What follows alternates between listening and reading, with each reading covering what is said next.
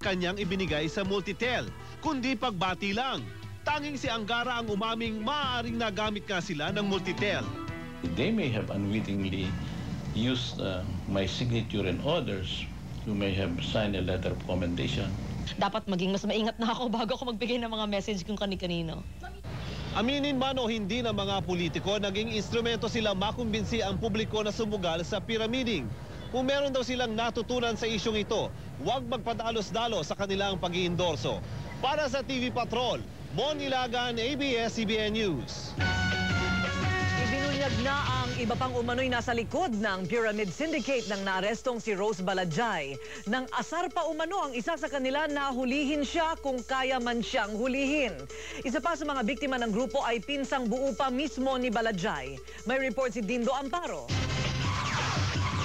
Bilang umano ang mag-asawang Rose at Saturnino Balajay ang utak sa likod ng sindikato ng pyramiding. Ayon sa abogado ng ilan sa mga nabiktima, sangkot din sa sindikato si Conrado Ariola Jr.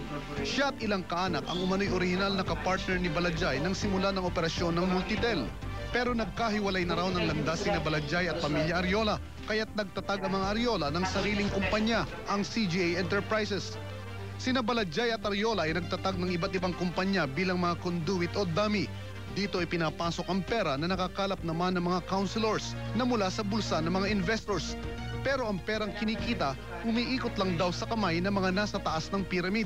Saka naman nakakita ng negosyo kahit na magtanong ka sa mga nag-graduate sa UP, Ateneo, AIM o Wharton, kung kayang pa doblehin ng pera mo in a span of 3 months, 6 months, sasabihin nila hindi nila kaya yan.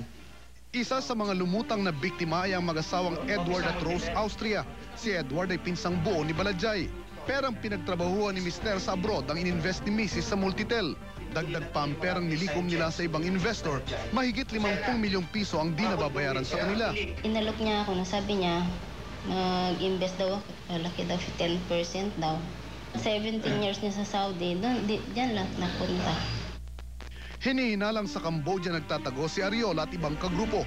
Kanina tumanggap pa ng isang sobre ang abogado ng mga biktima, naglalaman ng larawan ni Ariola. Nakasulat sa sobre ang mga katagang, "Catch me if you can."